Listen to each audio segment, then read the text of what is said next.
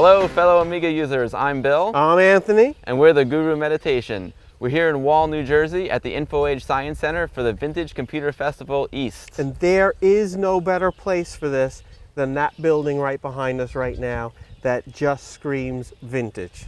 Let's go inside and check out our Amiga 30 exhibit. Yeah, let's go.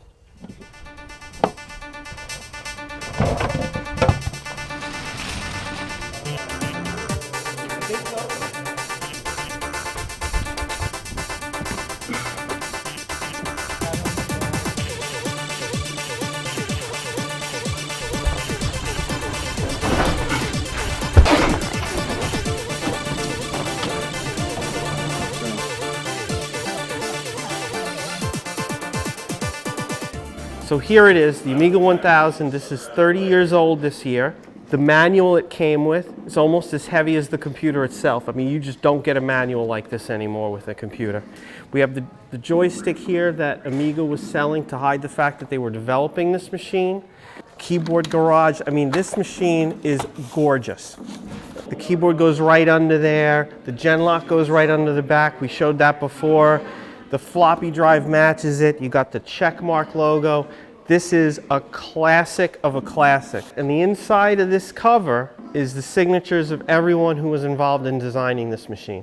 And of course, on the screen here right now, the iconic Boeing Demo. This was shown at the show running on Lorraine, which was the pre-model of this in development when they didn't have the chips ready yet. This is what got you wanting this machine. You were desperate for this machine, and you still want it. So I'm standing here in front of the Commodore Amiga 500, which is actually the best-selling Amiga in the entire product line. On the monitor, we have something called the Juggler Animation. It's a real classic from Eric Graham. It's one of the early 3D animations. He used a technique called ray tracing, which simulates rays of light bouncing off three-dimensional objects. This quality of animation was really, really unheard of on a home computer at the time. It's awesome. I know it's one of the demos that sold me on the machine. So all the animations and games that we're going to show today on this 500 are all playing off a Gotek drive.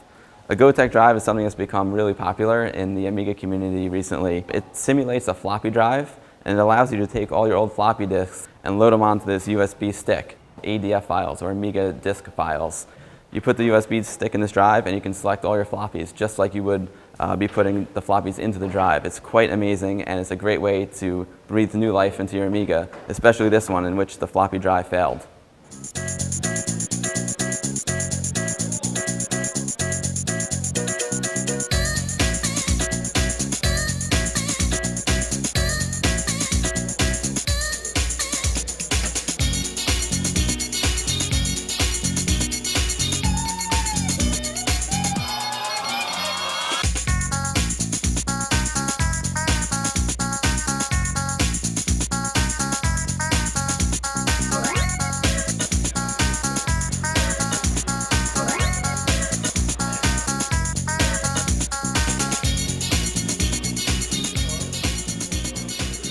So what we have here is the Commodore Cd32, also known as the Commodore Interactive Television. This was an attempt to bring the computer into your living room.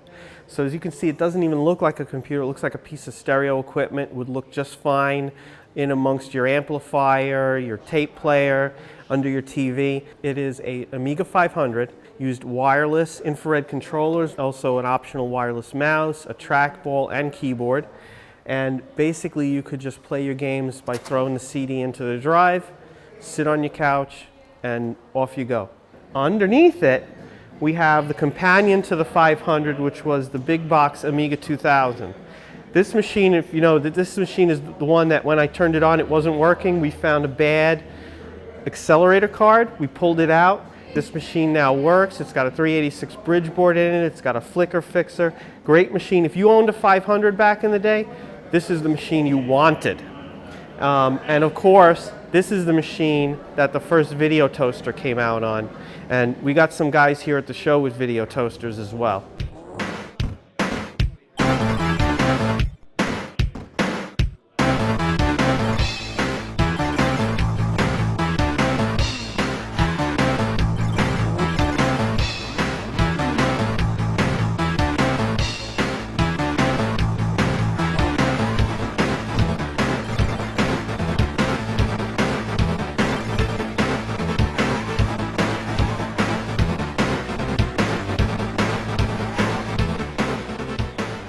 So over here, we don't actually have an Amiga, but we have this monitor set up running old Amiga commercials as well as the launch video of the Amiga 1000. So it's just kind of like a nice thing to hang out and check out while you're not playing with one of the machines. Some of these old commercials are quite hilarious now, but you know what? Back in the day, they sold me on my Amiga, so I guess they worked.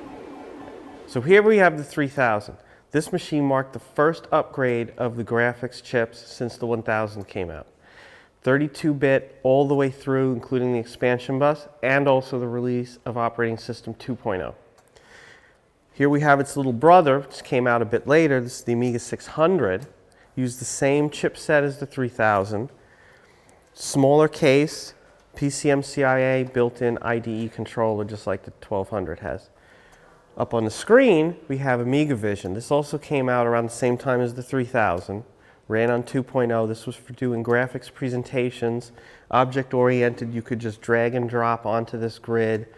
The object-oriented program was huge back at that time. Here we have the Amiga Cd32. This was the second attempt by Commodore to make something from the Amiga line that did not look and act like a computer. As it was the age of the resurgence of the game consoles, they made a game console out of the Amiga 1200. This was the first 32-bit console.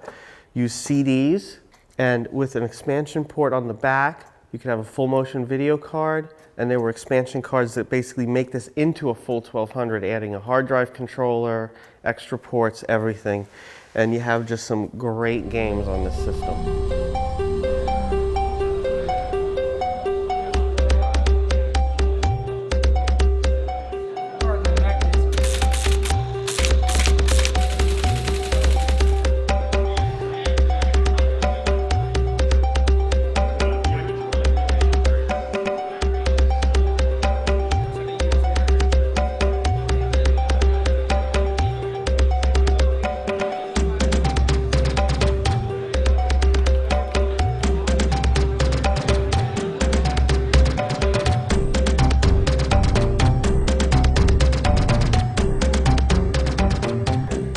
So over here we have our Commodore Amiga 1200.